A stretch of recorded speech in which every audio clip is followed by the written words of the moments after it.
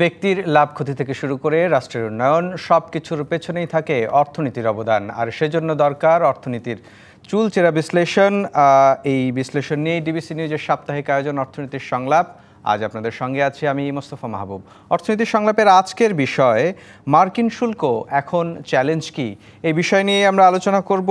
কিন্তু সেজন্য আমাদের সঙ্গে স্টুডিওতে আছেন সাবেক বাণিজ্য সচিব তপন কান্তি ঘোষ এবং আছেন অর্থনীতি বিশ্লেষক মামুন রশিদ। আপনাদের দুজনকেই স্বাগত জানাচ্ছি। জনাব মামুন রশিদ, আপনাকে দিয়েই শুরু করতে চাই।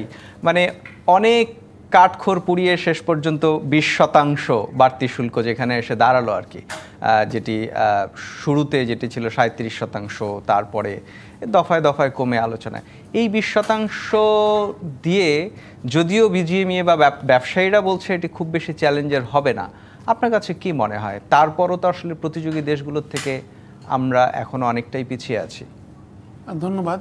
অত্যন্ত আনন্দের বিষয় যে আমাদের সাবেক বাণিজ্য সচিব মহোদয় এখানে রয়েছেন। উনি তো নিজেই অনেক বাইলেটারাল এবং মাল্টিলেটারাল ট্রেড অ্যাক্সেস চুক্তি, ফ্রেমওয়ার্ক এগ্রিমেন্ট, বাইলেটারাল ডিসকাশনের সাথে জড়িত ছিলেন। উনি অবশ্যই সুন্দরভাবে বলতে পারবেন। যেটা আমি মনে করি, আমি বিজিএমের সাথে অনেকটা একমত। যেটা একমত এই কারণে তিনটি বিষয়। একটা বিষয় হচ্ছে যে অ্যাপারেল সাপ্লাই চেনে, যেটা বিজিএমের বিষয়, সেখানে ওভারনাইট বাংলাদেশকে রিপ্লেস করা এত ইজি না। আপনি জানেন ইতিমধ্যে মিয়ানমার নিয়ে এই ধরনের আশাবাদ ব্যক্ত করা হয়েছিল, ক্যাম্বোডিয়াকে নিয়ে এই ধরনের আশাবাদ ব্যক্ত করা হয়েছিল, এমনকি ভিয়েতনামও অনেক সময় দ্বিতীয় স্থানে চলে গিয়েছে, আবার ফেরত এসছে, এরকম অবস্থা হয়েছিল। তো এটা একদিকে। দ্বিতীয় হচ্ছে অনেকটুকু নির্ভর করে চীনের প্রতি আলটিমেটলি মার্কিন যুক্তরাষ্ট্রের টেরিফটা সব কিছু মিলিয়ে কত দাঁড়ায়। যদি চীনের টেরিফটা, আলটিমেট টেরিফটা remains to be higher than Bangladesh, সেখানে যে একটা কথা বলা হচ্ছে যে সানসেট ইন্ডাস্ট্রি কিংবা কিছু কিছু ইন্ডাস্ট্রি, কিছু order, Bangladesh being next proven country and for various regions and emerging regions and evolving regions, Bangladesh remains to be favorite with lot of their off-takers in US and non-US তো আছে ইউরোপে। তো দ্বিতীয় কারণ। তৃতীয় কারণ হচ্ছে বাংলাদেশের অন্টারপ্রিনারশিপের, অ্যাপারেল ইন্ডাস্ট্রি অন্টারপ্রিনারশিপের adaptability with new technology, new way of production, সেগুলা চলমান রয়েছে। এবং ইদানিংকালে আমরা দেখেছি বেশ কিছু ফ্যাক্টরি অত্যাধুনিক প্রযুক্তি ব্যবহার করা এবং শ্রমিকদের শ্রমমান উন্নয়ন ঘটানো, এফিসিয়েন্সি ইমপ্রুভমেন্ট, কস্ট অপটিমাইজেশন, শ্রমিকদের বেতন না কমিয়ে ওয়েলফেয়ার বাড়িয়ে অনেকটা প্রিয় হয়ে গেছে তাদের অফটেকারদের কাছে। সেই কারণে আমি বিজিএমের প্রধানের সাথে একমত। কিন্তু যেখানে বিষয়টি রয়েছে কিছু কিছু চিন্তার বিষয়, মাননীয় সাবেক বাণিজ্য সচিব আরও ভালো বলবেন আশা করি, সেটা হচ্ছে যে আমরা 20%, 35 থেকে 20 অবশ্য অনেক কম, কিন্তু আমাদের যে প্রতিযোগী দেশ, ইদানিংকালে আমরা কিছু এইচএস কোড অনুসারে তীব্র প্রতিযোগিতার সম্মুখীন হচ্ছে মার্কিন যুক্তরাষ্ট্রে। একটি ব্র্যান্ড রয়েছে ক্যালভিন ক্লাইন, একটি ব্র্যান্ড রয়েছে জেসি পেনি, একটি ব্র্যান্ড রয়েছে গ্যাপ, ওল্ড নেভি এবং বানানা রিপাবলিক, দুটোই গ্যাপের। এখানে কিন্তু আমরা ইমার্জিং কম্পিটিশন ফেস করছি। পাকিস্তান, বিশেষ করে ইন্দোনেশিয়া, বেশ কিছুটা ভারত এখন ইদানিংকালে, এমনকি মানে ডেনিমে পাকিস্তান থেকে। সো সেই ক্ষেত্রে তারাও কিন্তু 20%, কারো 19%, কারো 18%। সেই ক্ষেত্রে আমরা তাদেরকে বিশেষ মানে ব্র্যান্ডগুলোতে কিভাবে কম্পিট করব সেটাও আমাদের ভাবতে হবে। আরেকটা হচ্ছে যে আমাদের ইদানিংকালে ইন্ডাস্ট্রিয়াল বেল্টে জ্বালানি সংকট, তারপরে পুঁজির সংকট, তারপরে ফরেন কারেন্সির সংকট তীব্র হয়ে দেখা দিয়েছে। তো সেগুলো আমরা যদি তড়িৎ মোকাবেলা না করতে পারি, নিশ্চয়ই আরো সংকটের কথা ব্যবসায়ীরা বলেন, সেই বিষয়ে আপনার কাছে আরো শুনবো। কিন্তু তার আগে একটু তপন কান্তি ঘোষ, আপনার কাছে একটু জানতে চাই যে মানে দীর্ঘ কয়েক মাস ধরেই তো আসলে এই আলোচনাটা হলো, আরও কিছুটা বেশি সুবিধা বা শুল্ক ছাড় পাওয়ার সুযোগ এখানে ছিল কিনা, মানে নেগোসিয়েশনের জায়গায় আমরা দেখছিলাম যে হোয়াইট হাউস থেকে একটা তালিকা করা হয়েছে, সেখানে বলা হচ্ছে যে নেগোসিয়েশনের র্যাঙ্কিং করা হয়েছে, সেখানে আমরা আছি ওর্স্ট। সেইখানে আসলে আরেকটু সুযোগ ছিল কিনা? ধন্যবাদ আপনাকে। আসলে যে আলোচনা আমরা গত কয়েক মাস দেখেছি, এবং আমরা যদি আমাদের প্রতিযোগী যে দেশগুলা অথবা যে উন্নয়নশীল দেশ, ডেভেলপিং কান্ট্রি বলি, সেই সব দেশের প্রতি মার্কিন যুক্তরাষ্ট্র যে পরিমাণ আমদানি শুল্ক দিয়েছে, সেইটা চিন্তা করলে বাংলাদেশের আপাতত এটা নিয়ে সন্তুষ্ট হওয়ার কারণ আছে। কিন্তু যদি আমরা আবার বিশ্ব বাণিজ্য সংস্থার ক্যাটাগরি অনুযায়ী দেখি, বাংলাদেশ একটা স্বল্পোন্নত দেশ এখনও, সেই হিসাবে হয়তো বাংলাদেশ, ক্যাম্বোডিয়া বা অন্যান্য স্বল্পোন্নত দেশ আরও কম শুল্ক পাওয়ার দাবি রাখে, যেটা আমরা আফ্রিকান অনেকগুলো দেশে, আপনার যদি লিস্ট দেখেন দেখবেন যে আফ্রিকান অনেকগুলো দেশকে কিন্তু এটা দেয়া হয়েছে। বাট আফ্রিকান কান্ট্রিগুলো, বেশিরভাগ কান্ট্রিগুলো আমেরিকাতে আগে থেকেই ওদের একটি চুক্তি আছে, আগোয়া বলে, African growth and opportunity act, সেটার অধীনে কিন্তু তারা শূন্য শুল্কে রপ্তানি করতে পারে, যেটা এশিয়ান এলডিসিগুলো আমেরিকাতে কিন্তু কখনো সুবিধা পায়নি। বাংলাদেশও আগে থেকেই 15-16% শুল্ক দিয়েই আমাদের ঢুকতে হতো। তো সেই হিসেবে আমি বলবো যে বর্তমান প্রেক্ষাপট বিবেচনায় আমরা এখনও ভালো অবস্থানে আছি, যেহেতু আমাদের প্রতিযোগী যে দেশগুলা, ভিয়েতনাম বিশেষ করে, ভারত, পাকিস্তান এবং ইন্দোনেশিয়াও কিছুটা, টার্কি, এই দেশগুলা যে শুল্ক, তবে আমি যদি টার্কির শুল্কটা চিন্তা করি, টার্কিতে কিন্তু 15%, 15%, এবং টার্কি কিন্তু আমেরিকান মার্কেটে টার্কি কিন্তু ভালো প্রতিযোগী। এবং যদি গার্মেন্টসের রপ্তানি দেখি, বাংলাদেশ 40 বিলিয়ন মতো রপ্তানি করে, ভিয়েতনাম 34, কিন্তু তারপরেই কিন্তু টার্কি। হ্যাঁ, সো সেখানে তারা 15% পারছে। তাদের আবার প্রক্সিমিটি টুয়ার্ডস ইউরোপিয়ান ইউনিয়ন বা ইউএসএ। আমি আরেকটা বিষয় একটু আপনার কাছে জানতে চাই, সেটি হচ্ছে যে আমরা যে সংখ্যাগুলো নিয়ে কথা বলছি, বাংলাদেশ 20%, পাকিস্তান 19%, এগুলো তো আসলে বাড়তি শুল্ক। এর আগে বা মানে রেগুলার যে শুল্কটা দিতে হতো, সেখানে আসলে আমাদের অবস্থানটা কি প্রতিযোগী দেশগুলোর কি রকম?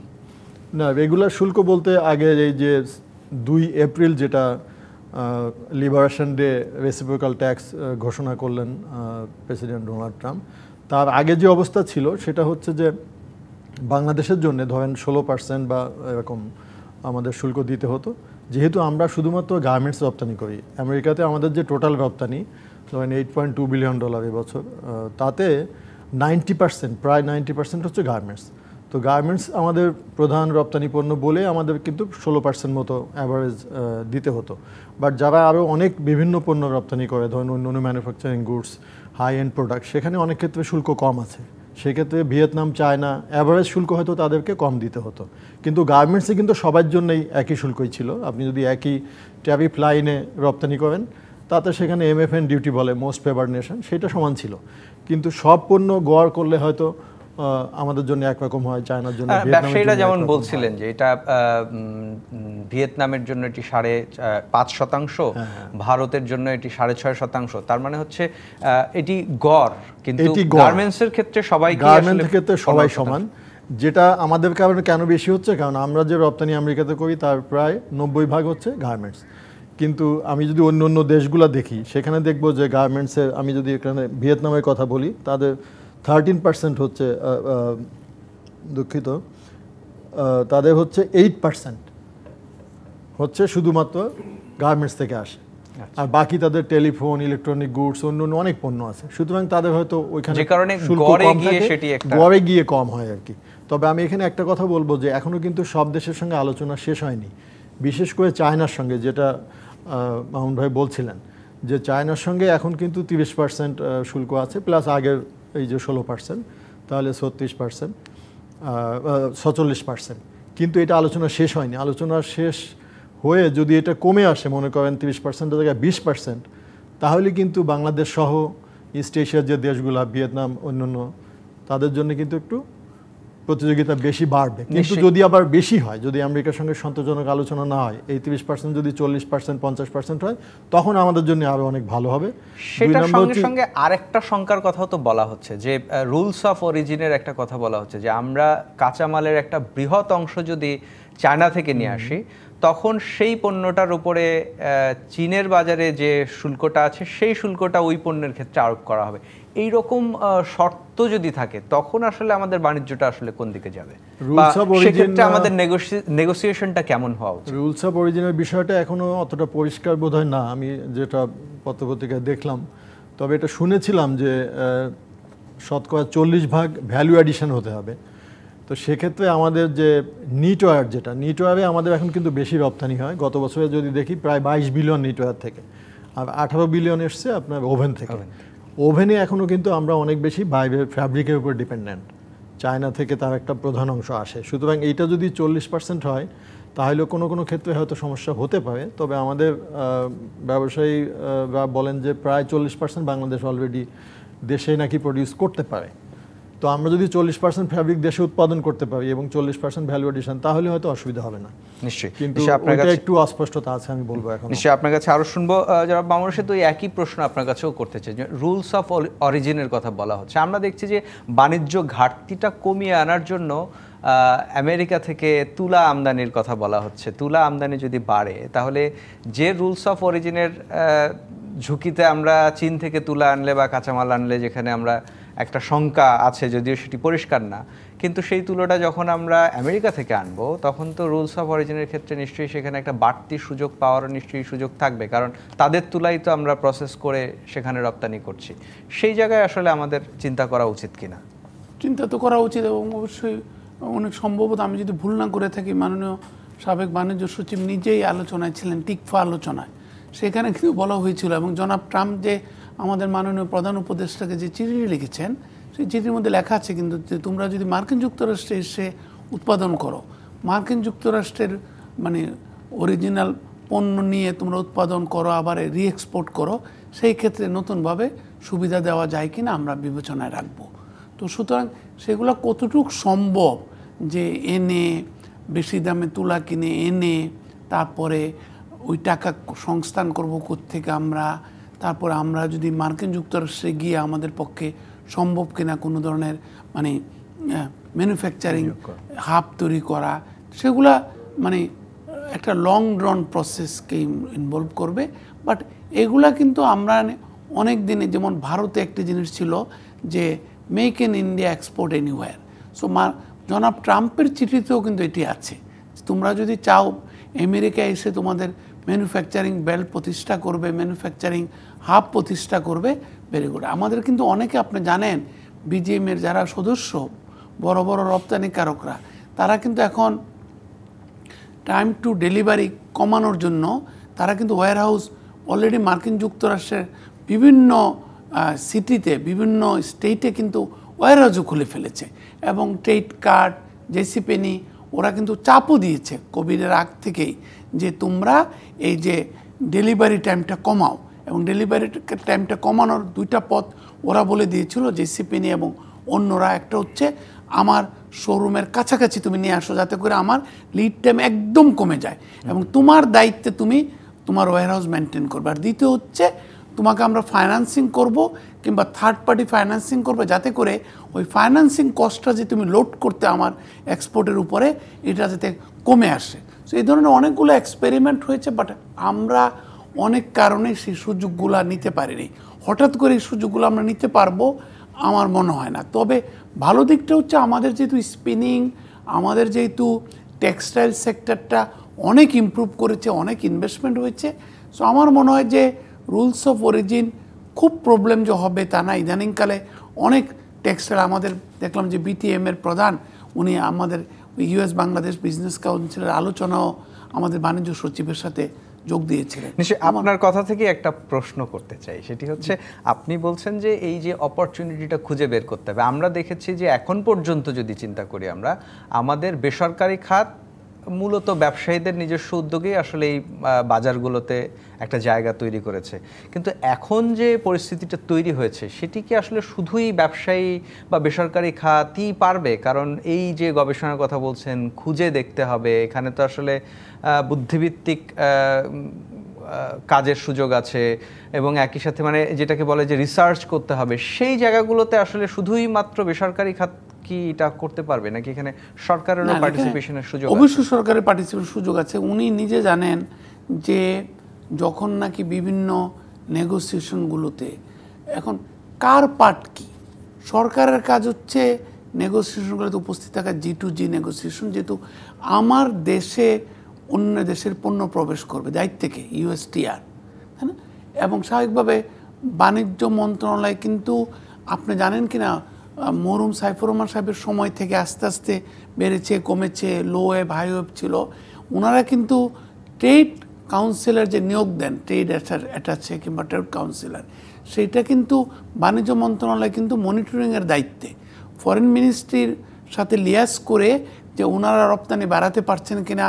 এবং আপনি ইদানিংকালে দেখতে পারবেন আমাদের ট্রেড পার্টনার কান্ট্রিগুলো, সিগনিফিক্যান্ট ট্রেড পার্টনার কান্ট্রিগুলোতেই আমরা শুধু দূতাবাস খুলছি, এবং আরও significant trade partner and opportunity কান্ট্রিগুলোতে আমরা নতুন নতুন ট্রেড কাউন্সিলরের পদ ওপেন করেছি। উনি নিজেও আমাদের ইউরোপিয়ান ইউনিয়ন, আমি যদি ভুল না করে থাকি, এখন তো বয়স বেড়ে গেছে, উনি নিজেও আমাদের ট্রেড কাউন্সিলর ছিলেন ইউরোপিয়ান ইউনিয়নে।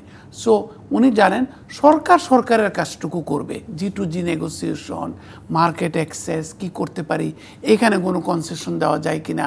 এবং শুধুমাত্র তো বাণিজ্য মন্ত্রণালয় কিংবা সরকারের উপর নির্ভর করে না, সুদের হার, জ্বালানি সরবরাহ, মানে নিয়মিত শ্রমিক বেল্টে যাতে মানে ইয়ে না হয়, পুরো ইকোসিস্টেম। আমি আপনার কাছে আরো শুনবো, আমার একটা বিরতি নেওয়ার সময় হয়েছে, কিন্তু বিরতিতে যাওয়ার আগে একটা প্রশ্ন আমি জনাব তপন কান্তি ঘোষ আপনার কাছে না করে পারছি না, সেটি হচ্ছে ব্যবসায়ীদের জায়গা থেকে সব সময়ে একটা আমলাতান্ত্রিক জটিলতার কথা বলা হয়। কখনো এই শুল্ক বিষয়ে হয়তো বাণিজ্য মন্ত্রণালয় যে অর্জন সেটিকে তারা অ্যাপ্রিসিয়েট যেমন করছে, পাশাপাশি অভ্যন্তরীণ অনেক সংকটের কথা হয়, যেটা কিছুটা মামুন রশিদ বলছিলেন যে জ্বালানি সংকট, সবচেয়ে বেশি অভিযোগটা আসলে রাজস্ব বোর্ডের প্রতি। এই যে রপ্তানি বাড়ানো, বাণিজ্য বাড়ানোর যে চ্যালেঞ্জ, তার মধ্যে বাণিজ্য মন্ত্রণালয় একটা অংশ, কিন্তু রাজস্ব বোর্ড একটা বড় রোল প্লে করে। এই আমলাতান্ত্রিক জটিলতা কতটা কমলো সে বিষয়ে আপনার কাছে একটু জানতে চাই, কিন্তু তার আগে একটা বিরতি নিতে হবে। দর্শক, আপনারা দেখছেন অর্থনীতির সংলাপ। এ পর্যায়ে নিচ্ছে একটি বিরতি, সঙ্গেই থাকুন। বিরতির পর আবারও স্বাগত জানাচ্ছি অর্থনীতির সংলাপে। আজকের বিষয় মার্কিন শুল্ক, এখন চ্যালেঞ্জ কি। বিরতিতে যাওয়ার আগে জনাব তপন কান্তি ঘোষ, আপনার কাছে জানতে চেয়েছিলাম যে ব্যবসায়ীদের কাছ থেকে আমরা সবসময় আমলাতান্ত্রিক জটিলতার কথা শুনি, কখনো কোনো বিষয় নিয়ে যদি বাণিজ্য মন্ত্রণালয় খুবই প্রোঅ্যাক্টিভলি কাজ করে, আবার তার সাথে দেখা যাচ্ছে যে রাজস্ব বোর্ড হয়তো খুব বেশি সহযোগী হচ্ছে না, কনফ্লিক্ট করে। এগুলো কেন, এবং এখনো এই ধরনের সংকট আছে কি না, আপনার কি মনে হয়? ধন্যবাদ আপনাকে। আসলে সবসময় যে কনফ্লিক্টটা মনে হয় বাইরে থেকে, আপনাকে এই জন্য বলবো যে অনেক সরকারি পলিসি থাকে যেখানে আপনার সমাজের সকল শ্রেণীকে বা ইন্টারেস্ট গ্রুপকে কিন্তু আপনাকে এক জায়গায় রিকনসাইল করতে হয়। আমি একটা যদি সহজ উদাহরণ দিই, যেমন আমরা অনেক সময় অনেক রিকমেন্ড করতাম বাণিজ্য মন্ত্রণালয় থেকে যে বিভিন্ন পণ্যে এক্সপোর্টের উপরে সাবসিডি দেওয়ার জন্য, ক্যাশ সাবসিডি। তো এখন এটা তো অর্থনৈতিক সমর্থতার সঙ্গে কিন্তু সংযুক্ত, যে বাজেটে কতটা প্রভিশন গভর্নমেন্ট দিতে পারবে। সুতরাং ফাইন্যান্সে যখন যায় তারা হয়তো এটা কাটসাট করে অনেকটা কমিয়ে দেয়, কারণ এখানে আপনার আর্থিক সক্ষমতার ব্যাপার জড়িত। এখন এটা মনে হতে পারে যে এটা আমলাতান্ত্রিক জটিলতা, আবার আমাদের কাছে মতামত চাওয়া হয় যে এর থেকে আরও কীভাবে দেওয়া যায়, আমরা মতামত পাঠাই। তো এটা সবসময় কিন্তু ওই রকম ব্যাপারটা না। আর একটা জিনিস বলি, অনেক সময় হয়তো আমরা যখন হয়তো আপনার বিভিন্ন জ্বালানি পণ্যে সাবসিডি যখন অ্যাডজাস্ট করা হয়, স্বাভাবিকভাবেই বিজনেসম্যান বা সবার প্রত্যাশা থাকে এটা বেশি ঊর্ধ্বমুখী না হয়, কম থাকে। কিন্তু সেখানেও কিন্তু আমার দিন দিন চাহিদা অনেক বেড়ে যাচ্ছে, আমার ইন্ডাস্ট্রিয়ালাইজেশন হচ্ছে, জনগণের আয় বাড়ছে, তার ফলে কিন্তু তাদের জ্বালানি চাহিদা বাড়ছে। সুতরাং সেটা আমাকে কিন্তু দেশের মধ্যে টাকাও থাকতে হবে, আবার ফরেন এক্সচেঞ্জেও সংস্থান থাকতে হবে যে আমি ওই পরিমাণ কিনতে পারি। তো সেইখানে অনেক সময় অ্যাডজাস্ট করতে হয়, এবং আমাকে হয়তো যেমন 2-3 বছর আগেও আমাদের কিছু মানে ইম্পোর্ট কন্ট্রোল করতে হয়েছে, আপনারা জানেন সবাই। তো সুতরাং সেই সব সময় দেখা যায় যে প্রত্যাশার সঙ্গে হয়তো মিলে না সেইটা। কিন্তু এর বাইরে আমি বলবো যে একেবারে যে জটিলতা তা না, আমাদের অনেক কাজ বিভিন্ন অফিসের মধ্যে এখনও হয়তো বা ম্যানুয়ালি হচ্ছে, যেটা হয়তো ডিজিটালি করলে আমরা অনেক সহজে দ্রুত গতিতে করতে পারতাম এবং হ্যাসেল ফ্রি করতে পারতাম, সেটা এখনও আমরা করতে পারি নাই অনেক ক্ষেত্রে। যেমন আমি সবসময় আমার কলিগদের বলতাম যে আমরা এখন যে গতানুগতিক বা এর আগে যে গতানুগতিক পদ্ধতিতে কাজ করতাম, এইটাই যদি ডিজিটাল করি তাহলেও কিন্তু সুফল পুরোটা পাওয়া যাবে না। আমার প্রসেসটাকে সিম্পলিফাই করতে হবে, ধাপগুলো কমিয়ে ফেলতে হবে। অনেক ক্ষেত্রে অফিসও হয়তো কমানোর সুযোগ আছে, যেটা আমার কাজের অভিজ্ঞতায় দেখেছি। এইটা না করে যদি আপনি সব যেভাবেই আছে এটাই খালি ইন্টারকানেক্ট করেন, তাহলে কিন্তু ফুললি আপনি সুবিধাটা পাবেন না, সেটাকেই জটিলতা মনে হবে, বা আপনাকে অনেক বেশি অফিসে দৌড়াতে হচ্ছে।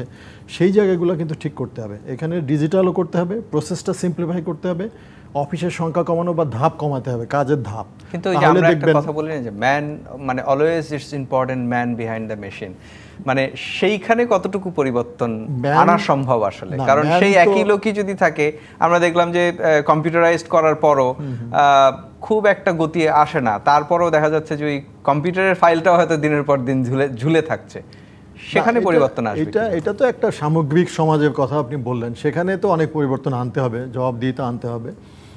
কিন্তু আপনি সিস্টেম দিয়ে কিন্তু অনেকটাকে আপনি চেঞ্জ করতে পারবেন। আমাদের যদি ডিজিটাল টেলিফোনের কথা বলি, মোবাইল টেলিফোন 30 বছর আগে যদি আমরা চিন্তা করি, আমাদের যারা একটু বেশি বয়স, আমরা দেখতে পাই যে সমাজে কিন্তু অনেক পরিবর্তন এসছে, মানুষের অনেক অ্যাক্সেস বেড়ে গেছে।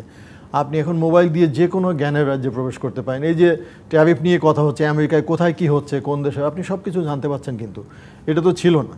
তো সুতরাং এটা দিয়ে অনেক কিছুই অফিসেও কিন্তু চেঞ্জ করে ফেলা সম্ভব। আমাদের যেটা ই নথি আছে বা এখন ডি নথি বলে সরকারি সিস্টেমে, এর ফলে কিন্তু একজন কর্মকর্তা বিদেশে গেলে উনি ওখান থেকে কাজ করেন, উনি কিন্তু 24 ঘন্টা কাজ করতে পারেন, বাসায় গিয়ে ওখানে ফাইল ডিসপোজ অফ করছেন, গাড়িতে যাচ্ছেন মিটিংয়ে ডিসপোজ অফ করছেন, এটা কিন্তু আগে ভাবা যেত না। সুতরাং এখন ডিসপোজ অফ অনেক বেড়ে গেছে, কিন্তু এইটা বাড়ার সঙ্গে সঙ্গে কিন্তু মানুষের প্রত্যাশাও বেড়ে যায়, এটা মনে রাখতে হবে। সুতরাং তখন আবার মানুষ আরও বেশি সফিস্টিকেশন চায়, এবং যেহেতু অন্য অনেক দেশ অনেক আরও ভালোভাবে কাজগুলা সেবাগুলো দিচ্ছে, তখন তারা ভাবছে হোয়াই নট ইন বাংলাদেশ, আমাদেরও সেটা নিশ্চয়ই। মানে উন্নতি হয়েছে, কিন্তু প্রত্যাশাটা এখন আমরা পূরণ করতে পারছি না। আর জবাবদিহিতার জায়গাটা হয়তো আরও জোরালো করতে হবে। অনেকেই এখনো অন্যায় করে পার পেয়ে যাচ্ছে। অন্যায় বলতে হয়তো মানুষকে আমি বলবো কিছু ক্ষেত্রে ইচ্ছাকৃত হয়তো দেরি করে দেওয়া হচ্ছে, কাজটা সঠিক সময় দেওয়া হচ্ছে না, এরকমও আছে, অস্বীকার করার সুযোগ নাই। সেক্ষেত্রে জবাবদিহিতা বাড়াতে হবে, ট্রান্সপারেন্সি আনতে হবে আরো। নিশ্চয়ই। যারা মামুন রশীদ, এই একই প্রশ্নে আপনার কাছে একটু জানতে চাই, মানে এটা তো সরকারের কাজের পদ্ধতি আমরা শুনলাম, কিন্তু বেসরকারি খাতেও তো ওই একই রকম পদ্ধতিই আসলে কাজ করে, কিন্তু তাহলে তারপরও যে সরকারি খাত এবং বেসরকারি খাত নিয়ে আমরা দেখি সবসময় বেসরকারি খাতের লোকজন সবসময় এক ধরনের আমরা অভিযোগ করেই অভ্যস্ত। এখানে কি আপনার কাছে মনে হয় যে এখানে কমিউনিকেশনের কোনো গ্যাপ আছে, যে সরকার প্রপারলি কমিউনিকেশনটা করে না? যেমনটা আসলে তপনকান্তি ঘোষ বলছিলেন যে কখনো কখনো সিচুয়েশনটাই এমন থাকে যে চাইলেও হয়তো সেই সুবিধাটা দেওয়া যাচ্ছে না, কিন্তু আমরা দেখি সরকারের পক্ষ থেকে কমিউনিকেশনটা হয় না, আমরা দরজায় করা নারী কিন্তু তথ্য পাই না, বা সঠিক চিত্রটা তুলে ধরা হয় না। সেটাও কি আসলে এই ভুল বোঝাবুঝি বা দোষারোপের একটা বড় কারণ? আমি তো এনবিআর এর সাথে অনেকদিন কাজ করেছি, অনেকগুলা বিশ্বব্যাংক অর্থায়িত প্রকল্প, এশীয় উন্নয়ন ব্যাংক এবং IMF এর সাথে, এবং এখন কনসালটেটিভ কমিটিগুলোতেও কাজ করি। সো আমি যেটা দেখেছি, আমার মনে হয়েছে রপ্তানিকারকদের হেনস্থা করা কিংবা সবচেয়ে কম বোধ হয় এনবিআরে এখনও। দ্বিতীয় হচ্ছে আমদানিকারকের বিষয়ের যত না হেনস্থা, তার থেকে হচ্ছে এমবিগুইটি, যেটাকে আমরা বলি পলিসি এমবিগুইটি, কিংবা পলিসি রিভার্স করছে, পলিসি কন্টিনিউ করছে না। এটার কারণ অনেক সময় যে যখন নাকি নুন আনতে পান্তা ফুরায় অবস্থা হয়ে যায় এনবিআরের, রাজস্বটা আকাঙ্ক্ষিত পর্যায়ে আদায় হয় না, তখন কিন্তু তারা জন অর্থায়ন পুরো প্রকল্পটি বিঘ্নিত হয়, জন অর্থায়নের সামগ্রিক ইকোসিস্টেমটা প্রভাবিত হয়ে যায় নেগেটিভলি। তখন কিন্তু তারা অ্যাব্রাপ্টলি অনেক সময় ট্যাক্স নিয়ে কাজ করেন, তখনই ক্ষতির কারণটা ঘটে। আদারওয়াইজ কিন্তু মানে আমরা অবশ্যই মার্কিন যুক্তরাষ্ট্রের আলোচনায় ছিলাম, সেখানে আমদানি শুল্ক কমানোর কথা বলা হচ্ছে, বা রপ্তানিকারকদের যেটা হচ্ছে যে যারা হচ্ছে বন্ডেড ওয়্যারহাউস নিয়ে, তো বন্ডেড ওয়্যারহাউস নিয়ে উভয় পক্ষেরই অভিযোগ রয়েছে। একদিকে এনবিআরের অভিযোগ শুনেছি আমরা চট্টগ্রামে যখন কাজ করতাম, যে বন্ডেড ওয়্যারহাউস জিনিসগুলোকে ঠিকভাবে ব্যবহার করছে না, লাইসেন্সগুলোকে, মানে গার্মেন্টস শিল্পের মালিকরা। আর অন্যদিকে ওনাদের জিনিসটা ছিল যেই ধরনের সিম্পিতি দেখানো উচিত এনবিআরের পক্ষ থেকে কিছু কিছু শিল্প মালিকদের প্রতি, শিল্প কলকারখানার প্রতি, এনবিআর সেটা দেখানো। সেটা জনাব তপনকান্তি ঘোষ বললেন যে মানুষ ভেরি করে, অনেকে ইচ্ছা করে সরকারি অফিসে গিয়েছি, সব প্রধান কাজ হচ্ছে হয়রানি করে কিছুটা ব্যক্তিগত সুযোগ সুবিধা নেব। এটা আমরা পদ এবং পদবীকে ব্যবহার করেই তো বাংলাদেশে বেশিরভাগ লোক ক্ষমতাবান হয়েছে, এবং আমরা এখনও দেখতে পাচ্ছি অনেকেই কিন্তু এমনি তরুণ যারা নাকি আসলে নতুনত্বের প্রতীক হবেন, তারাও কিন্তু পদ এবং পদবীকে ব্যবহার করে মানে যে কোনো অবস্থায় মন্ত্রণালয়ে আছেন বলে ওনারা এটাকে ব্যবহার করে ওনারা একটা টাকা বানানো। আমি যদি ওই যে মেয়েটি উমামা বোধহয় ওর নাম, বৈষম্য বিরোধী ছাত্র আন্দোলন, তার বক্তব্যটা যদি আমি সিরিয়াসলি নেই, সে কিন্তু বলেছে ওই আন্দোলনের জিনিসটা হারিয়ে গেছে মানে ব্যক্তিগত সুযোগ সুবিধা ব্যবহার করতে গিয়ে। সো আন্দোলন যারা করেছে, তো এরকম অনেক সময় হয়। এটার কারণ হচ্ছে সামগ্রিকভাবে আমরা যদি জনপ্রশাসনে জবাবদিহিতা সৃষ্টি না করতে পারি। জনপ্রশাসন বলতে কিন্তু শুধু সরকারি কর্মকর্তা না, এমনকি রাজনৈতিকভাবে নির্বাচিত সরকারগুলোও কিন্তু অনেক সময় প্রশাসনিক অনাচারের সৃষ্টি করতে পারে যদি তারা তাদের দায়িত্ব ভালোভাবে না বুঝেন কিংবা দায়িত্বটি ভালোভাবে পালন না করেন। আমি আপনার কথা থেকেই আসি, আসলে আমি এই মার্কিন শুল্ক এবং চ্যালেঞ্জ কি সেই বিষয়ের মধ্যেই আসলে আছি। ব্যবসায়ীরা বলছেন যে এই ক্ষেত্রে যেটি করতে হবে আমাদের শুল্কের যে প্রতিযোগিতা, সেখানে আসলে অভ্যন্তরীণ সংকটগুলো যদি কমানো যায়, এবং সেটা আমি ব্যবসায়ীদের সাথে আপনার সাথে সম্পূর্ণ একমত। ব্যবসায়ীর সাথে রেগুলার বসতে হবে, ফোরামগুলোকে অ্যাক্টিভ করতে হবে। এইখানে যেটা হয় বাণিজ্য মন্ত্রণালয় উইথ সাম রিজার্ভেশন আমি বলি, due respect to him of course, যে এবং ওনার কলিগদেরকে, যেটা হচ্ছে কি অনেক সময় এই ব্যবসায়ী প্রতিষ্ঠানগুলো থেকে আমরা বেস্টটা পাই না। এটা উভয় পক্ষের কমপ্লেন রয়েছে। ব্যবসায়ী প্রতিষ্ঠানগুলো এককভাবে চাকালি কর কমুক, আবার অনেকে হয়রানির শিকার হলে নিজের কথাটা ব্যবসায়ী প্রতিষ্ঠানের মাধ্যমে বলতে পারেন না, ওটা বাইলেটারালি হ্যান্ডেল করতে হয়। আবার সরকারের পক্ষ থেকেও ব্যবসায়ী প্রতিষ্ঠানগুলোকে আমরা কিভাবে দেশের কাজে আরও ভালোভাবে ব্যবহার করতে পারি সেই ব্যাপারে ক্ল্যারিটি নাই। এই কারণে অবশ্যই একযোগে কাজ করতে হবে।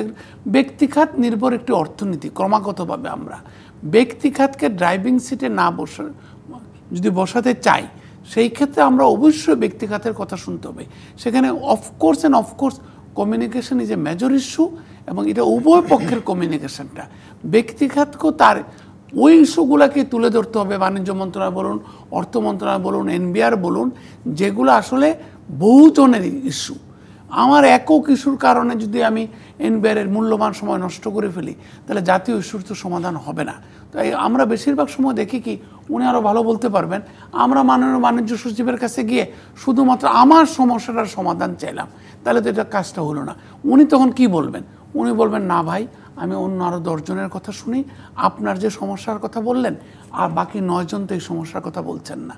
যদি বৃহত্তর জনগোষ্ঠীর সমস্যা না হয়, সেখানে পাবলিক ইন্টারেস্ট গ্রুপের একটা সমস্যা আছে, এটা উনি আরো ভালো বলতে পারবেন। নিশ্চয়ই। আমার আরেকটা বিরতিতে যাওয়ার সময় হয়েছে, আমি জনাব তপনকান্তি ঘোষ আপনাকেই এই প্রশ্নটা করে যেতে চাই। সেটি হচ্ছে যে মানে একটা তো হলো যে বাণিজ্য মন্ত্রণালয় তার সর্বোচ্চ দর কষাকষির সক্ষমতা দিয়েই এই 20% নিয়ে এসেছে, ব্যবসায়ীরাও সেটাকে স্বাগত জানাচ্ছেন। কিন্তু যদি অভ্যন্তরীণ যে সংকটগুলো আছে, জ্বালানি সংকট, জাতীয় রাজস্ব বোর্ড বা বন্দরের যে কাস্টমসের যে সংকট, এগুলোকে যদি কিছুটা কমানো যায়, তাহলে তো নিশ্চয়ই এই 20%-এর ফলে যে বাড়তি লোকসানটুকু হতো সেটি নিশ্চয়ই কমানো যেত।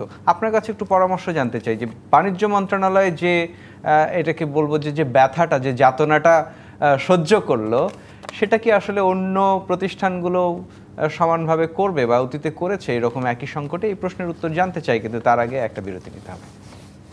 দর্শক, আপনারা দেখছেন অর্থনীতির সংলাপ। এ পর্যায়ে নিচ্ছে আরও একটি বিরতি, সঙ্গেই থাকুন। বিরতির পর আবারও স্বাগত জানাচ্ছি অর্থনীতির সংলাপে। আজকের বিষয় মার্কিন শুল্ক এখন চ্যালেঞ্জ কি।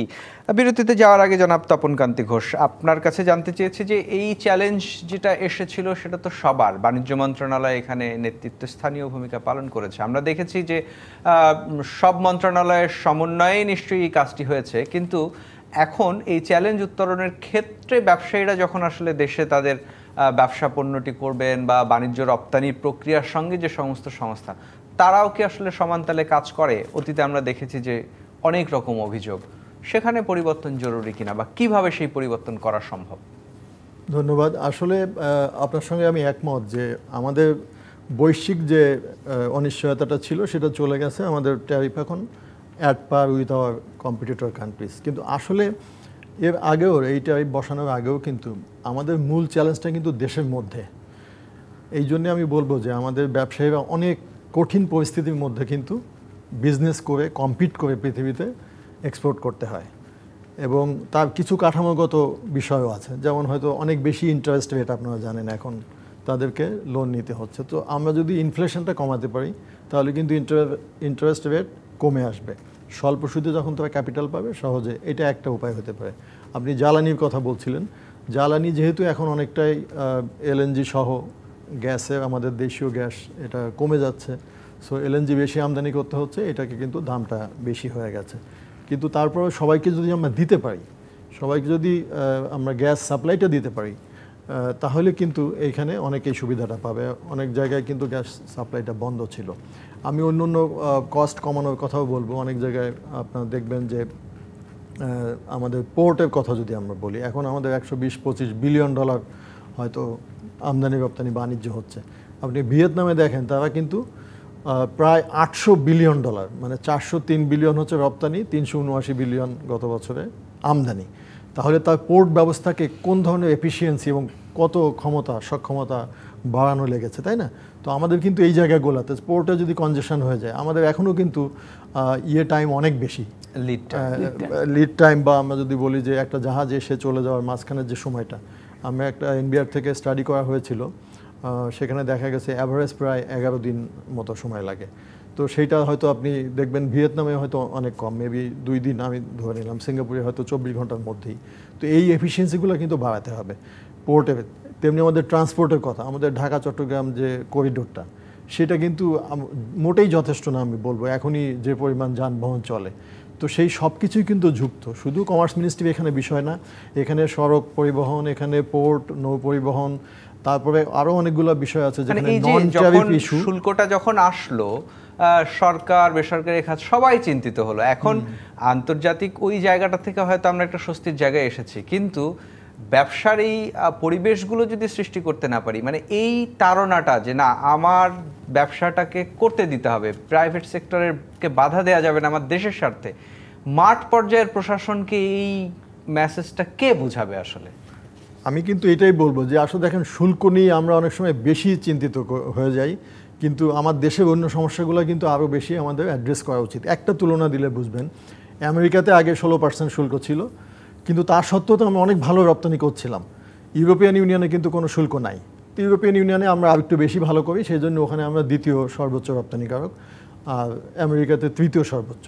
কিন্তু তারপরে কিন্তু আমরা অনেকগুলো পণ্যে আমরা খুবই কম্পিটিটিভ আমেরিকাতে। সুতরাং শুল্কটাই একমাত্র না। আমি যে বাধাগুলোর কথা দেশের মধ্যে বলছিলাম, এই জায়গাগুলো যদি আমরা উন্নত করতে পারি, আমাদের যে কাস্টমসের প্রসিডিওর যদি সহজ করতে পারি, তাই না, এবং আমাদের যে গ্যাসের সাপ্লাইয়ের কথা বললাম, বিদ্যুতের কথা বললাম, আমাদের এখানে বিভিন্ন মিনিস্ট্রির মধ্যে কোঅর্ডিনেশনের কথা, যে কোনো বিজনেস স্টার্ট করতে গেলে যে লাইসেন্স করতে হয়, ট্রেড লাইসেন্স নিতে হয়, আমরা দেখব যে এখানে কিন্তু অনেক ধরনের সংস্কারের সুযোগ আছে।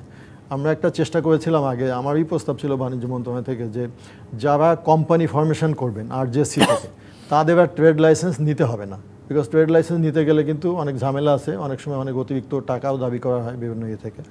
তো সেই সব জায়গায় কিন্তু এটা কাজ করতে গিয়ে দেখা গেল যে না, তাদেরও তো ইনকামের একটা বিষয় আছে স্থানীয় সরকার। তখন বলা হলো যে টাকাটা জমা দিবে আরজেসিতে, ডিজিটালি এমন সিস্টেম করা হবে, ওখান থেকে টাকাগুলো ভাগ হয়ে যাবে, যে ফিটা আদায় হবে। কিন্তু ওইটা করা যায়নি। তো এরকম কিছু আমার মনে হয় ইনোভেটিভ চিন্তা করার দরকার, যে এই জায়গাগুলো কীভাবে সহজীকরণ করা যায়, যাতে এই যে অফিসে যাওয়ার বিষয়গুলো কমিয়ে যায়। ডিজিটাল একটা উপায় হতে পারে, কিন্তু অনেক ক্ষেত্রে ডিজিটালও বলছেন যে কাজ করে না, সেক্ষেত্রে সংখ্যা কমিয়ে ফেলা যেতে পারে। তো এই জায়গাগুলো আমার দেশের মধ্যে যে সমস্যাগুলো আমি মনে করি, আর কিছু বিষয় আছে আমাদের দীর্ঘমেয়াদী প্রতিযোগিতার জন্য। দেখেন আমেরিকাতে আমাদের মাত্র টোটাল রপ্তানি 18% যায়, তাহলে বাকি 82% অন্য দেশগুলো যাচ্ছে, 50% ইউরোপিয়ান ইউনিয়নে, ইউকেতে যায় 10% মতো। তো সেইখানে তো আমার ট্যারিফ কোনো সমস্যা নেই, এখনো আগামী কয়েক বছরের সমস্যা থাকবে না। কিন্তু আমার ধরেন প্রোডাক্টিভিটি অনেক কম, তাহলে আমার শিক্ষার কোয়ালিটি বাড়াতে হবে, তাই না? আমাকে স্কিল বাড়াতে হবে, প্রচুর প্রশিক্ষণ দরকার। কারণ আপনি যদি স্কিল না বাড়াতে পারেন, আমরা কি আজীবন গার্মেন্টসে রপ্তানি করে যাব? আমি অন্য হাই এন্ড প্রোডাক্টে গেলে আমার স্কিল ম্যান পাওয়ার দরকার হবে, কিন্তু আমরা শিক্ষার কোয়ালিটির দিকে কি তত নজর দিয়েছি বা আমাদের আলোচনা আছে? নাই। কিন্তু সুতরাং এইগুলো না করলে আমরা কিন্তু দীর্ঘমেয়াদে প্রতিযোগিতা সক্ষম থাকবো না। নিশ্চয়ই, আপনাকে অসংখ্য ধন্যবাদ। আলোচনা শেষ করব জনাব মামুন রশিদ আপনাকে দিয়ে। মার্কিন শুল্কের দর কষাকষির চ্যালেঞ্জ তো আমরা উত্তরণ করেছি, কিন্তু এতক্ষণ জনাব তপন কান্তি ঘোষ যে কথাগুলো বলছেন, অভ্যন্তরীণ এই চ্যালেঞ্জ উত্তরণের জন্য আপনার পরামর্শ কি হবে? যদিও উনি খানিকটা বলেছেনই, কিন্তু বেসরকারি খাত থেকে আসলে আপনার কাছে কি মনে হয় সরকারের এখন কোন কোন জায়গায় সরকারের ডিসিশন মেকিং প্রসেসটা অনেক স্লতগতি হয়ে গেছে। আমি গেল দুদিন সিলেটের বৃহত্তর সিলেট অঞ্চলের একটি জেলায় ছিলাম। সেখানে বিদ্যুৎ কেন্দ্র যেটি রয়েছে সেটাতে অ্যাক্সিডেন্ট হয়েছে, বিদ্যুৎ বলতে নেই। সুতরাং সামান্য কয়েক ঘন্টার জন্য বিদ্যুৎ এসেছিল। তো এই যে উৎপাদন, ওটা কিন্তু উৎপাদন বেল্টও, প্রচুর টেক্সটাইল মিল, ইন্ডাস্ট্রিয়াল পার্ক রয়েছে। তো এটা উত্তর দিয়েছেন, এটা কি ডিসি দায়ী? এটার জন্য ডিসি দায়ী না। আবার উল্টাও দেখেছি, ডিসি কিন্তু ফোন করে সমস্যা হচ্ছে কিনা ফোন করে আমাদের কাছে জানতে চাচ্ছেন, কিভাবে হেল্প করতে পারেন এই সংকটকালে। সুতরাং সব কিছু, যেটা মিস্টার তপন কান্তি ঘোষ বললেন যে প্রশাসনের উপরে নির্ভর করে না, ওভারঅল সরকারের একটা ডিরেকশন প্রয়োজন। সেই ডিরেকশনটা অনেক স্লতগতি হয়ে গেছে। আর এখানে সরকারের মধ্যে যেহেতু একটা কিছুটা জগা খিচুড়ি অবস্থার বিদ্যমান, অনেক অতি প্রবীণ কিছু লোক রয়েছেন, ভালো মানুষ, আর অতি নবীন কিছু লোক রয়েছেন। তাদের মধ্যে নিজেদেরই কেমিস্ট্রি ঠিক নাই, নিজেরাই জানে না যে কি আলোচনা হবে, কে মিটিংয়ে যাচ্ছে, কে কি সিদ্ধান্ত কি হলো, এবং ওই ক্যাবিনেটের মধ্যে আবার বিভিন্ন কোটারি কাজ করছে। তো টিম যদি না হয়, তো এই কারণে আমার মনে হয় না যে একটি মানে অন্তর্ভুক্তিমূলক, অংশগ্রহণমূলক, সুষ্ঠু নির্বাচন মাধ্যমে গঠিত সরকার ছাড়া এই যে একটা জগা কিছুর অবস্থা সৃষ্টি হয়েছে, যেটা সরকারের সিদ্ধান্ত গ্রহণ প্রক্রিয়াকে অনেক শ্লথ করে দিয়েছে, এটা থেকে আমাদের মুক্তি হবে। আর ওই সমস্যাগুলো তো সমাধান করতে হবে, যেটা সাবেক বাণিজ্য সচিব মহোদয় নিজে বলেছেন, জ্বালানির সমস্যা, সামগ্রিকভাবে নীতির সহায়তা, নিজেদের সমস্যাগুলো সমাধানের দিকে এখন কাস্টমস, ভ্যাট, বিশেষ করে পোর্টটা ঠিক করার ব্যাপারে অনেক ধরনের আসছে। আর সবচেয়ে বড় জিনিস হচ্ছে কি, আমরা নিজেরা কোনো সংস্কার করতে পারি না। যদি ওয়ার্ল্ড ব্যাংক, IMF, ILO চাপাচাপি না করে, তাদের টাকা না আসে, কোনো সংস্কার কার্যকর হয়েছে বলে এখন জানা নেই। আপনারা তো দেখেছেন, আমাদের জানুয়ারি মাসের 31 তারিখে সংস্কার কমিশনের রিপোর্টগুলো জমা হয়েছে। কি হয়েছে? কোনো ভারপ্রাপ্ত কর্মকর্তা নিয়োগ হয়েছে গেল 6 মাসে? কিচ্ছু হয় নাই। আমরা মোটেই আশাবাদী না। আপনাকে অসংখ্য ধন্যবাদ। আমরা বাইরের যে চ্যালেঞ্জ সেটি উত্তরণ করতে পেরেছি, এখন অভ্যন্তরীণ চ্যালেঞ্জটা উত্তরণের দিকেই সবাইকেই নজর দিতে হবে। আপনাদের দুজনকে অসংখ্য ধন্যবাদ। দর্শক, আজকের মতো বিদায় নিচ্ছি অর্থনীতির সংলাপ থেকে। ফিরবো আগামী শনিবার রাত 10টায়। থাকবেন অন্য কোনো অতিথি, থাকবেন আপনারাও। ডিবিসি নিউজের সঙ্গেই থাকুন 24 ঘন্টা।